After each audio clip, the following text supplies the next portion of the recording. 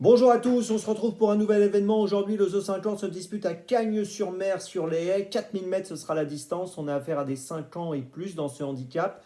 Ils sont 14 à s'affronter. Course où c'est assez ouvert, semble-t-il. Il y a plusieurs concurrents qui se tiennent d'assez près. Avant de démarrer, bien sûr, et de vous donner mon choix en 6 pour ce The 50 et tous les paris associés, jeux simples, jumelés, trio, etc. Je vous rappelle que vous pouvez vous abonner à la chaîne YouTube de The Turf. Vous pouvez aussi, bien sûr, activer la cloche pour être informé dès que mon prono est posté. Puis n'oubliez pas, bien sûr, les mentions qui sont ici pour le jeu responsable, c'est important. Allez, j'y vais, en 6. Mais écoutez, en tête, j'ai retenu le numéro 13, Best Ball, qui dépend d'un entraînement en super forme, celui de Mathieu Pitard, qui ne cesse de se distinguer sur la Côte d'Azur. Il reste sur une deuxième place dans le prix de Cardiff. Auparavant, il avait fini troisième du prix de la Tamise. Ces deux courses sont courues au mois de décembre à Cagnes-sur-Mer. On sent que la victoire est pas loin et j'ai l'impression que ici, il est capable peut-être de passer le poteau en tête, donc je lui accorde du crédit et je le mets en première position. En deuxième position, j'ai retenu le 12 Normande. Alors c'est une jument qui a déjà couru à Cagnes-sur-Mer par le passé. Là, elle reste sur des sorties à Fontainebleau. Elle a fini deuxième à Fontainebleau le 12 décembre. Elle a gagné à Fontainebleau le 15 novembre.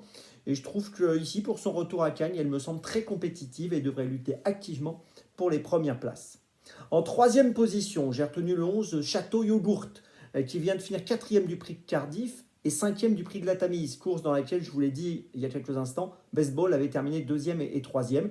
Donc sur la foi de cette ligne, je lui accorde du crédit et je pense qu'il est capable de prendre une place.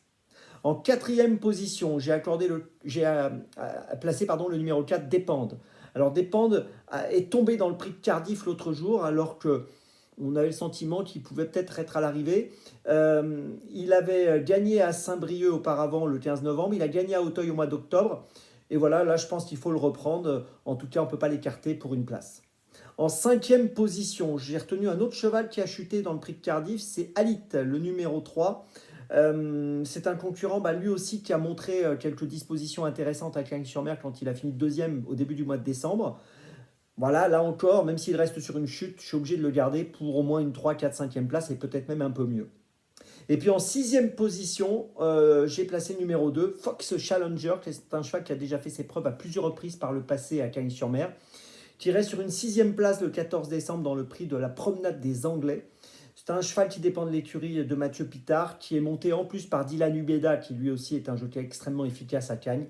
Donc là aussi, je pense qu'il vaut mieux qu'on le conserve dans notre ticket. Je vous résume mon choix en 6 pour ce The 50 qui est donc quand même assez ouvert, vous l'avez compris. Le 13, le 12, le 11, le 4, le 3 et le 2. Départ de la course à 13h55. Et puis écoutez, maintenant on se retrouve demain pour un nouveau The 50 à Vincennes. Et d'ici là, avec The Turf, ça va aller.